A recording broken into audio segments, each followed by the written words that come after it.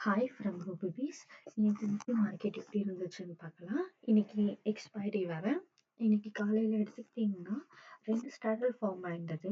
24,300 ஒன்று, 24,350 ஒரு ஸ்டாண்டர்டில். இந்த ப்ளூ லைன் போட்டிருக்கேன்ல, அது 350ஓடது. எல்லோ லைன் வந்து 300. ஸோ மார்க்கெட் நம்மளுக்கு மார்னிங்கே காட்டுச்சு, இண்டிகேஷன் வந்து டவுன் சைடு தான் அப்படின்னு காட்டுச்சு. பட் மார்க்கெட் ஃபுல்லாகவே ஒரு மாதிரி சைட்வேஸில் போன மாதிரியே இருந்துட்டு, பட் மார்க்கெட் ரியாக்ட் ஆனது வந்து ஒரு லாஸ்ட் ஸ்டேஜ்ல தான் மார்க்கெட் வந்து, அதாவது லாஸ்ட் பீரியட் ஆஃப் டைம்ல தான் மார்க்கெட் வந்து பாருங்கன்னா ஒரு ஒரு நீட்டான டவுன்வர்ட் மூமெண்டம் கிடைச்சது. ஸோ அங்க வந்து இது எப்பயுமே ஓப்பன் அண்ட் க்ளோஸ் அந்த ஜோன்லயே பாருங்க எவ்வளோ நீட்டா மார்க்கெட் அப்படியே இருந்தது. ஆனா இதுல ஒரு டிப் எப்படின்னு, நிஃப்டிலயும் பாத்தீங்கன்னா சேம் அதே மாதிரிதான். ஓப்பன் க்ளோஸுக்குள்ளேயே தான் மார்க்கெட் ஒரு மாதிரி சைடு வேஸ்லயே தான் போயிட்டு இருந்தது.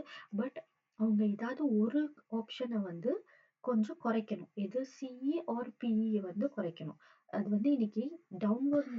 இப்போ நம்மளுக்கு ஆக்டிவ் ஆப்ஷன்ஸ் தான் எல்லாமே தெரியும், எல்லாமே டவுன்வர்ட் மூமெண்டம் தான் அப்படின்னு. அப்போ என்ன புட்டு வந்து ஜெயிக்க போகுது அப்படின்றது அர்த்தம், மார்க்கெட் கீழே தான் அப்படின்றது அர்த்தம். இந்த ஸ்டாடல்குள்ளேயே தான், இந்த ஸ்டாடல் இருக்கிற ரேஞ்சுக்குள்ளேயே தான் மார்க்கெட் வந்து க்ளோஸ் ஆகணும். நீங்க பாத்தீங்கன்னா புட் எடுத்துக்கிட்டீங்கன்னா பாருங்க, இந்த ஓப்பன் க்ளோஸ் ஜோனை விட புட்டு வந்து கீழே தான் இருக்கு. அது வந்து ஏதாவது ஒரு சிஇ ஆர் பிஇ ஆப்ஷன்ஸ் வந்து ஜீரோ ஆகணும். இதை பத்தி உங்களுக்கு நிறைய தெரிஞ்சுக்கணும்னா எங்களை காண்டாக்ட் பண்ணுங்க.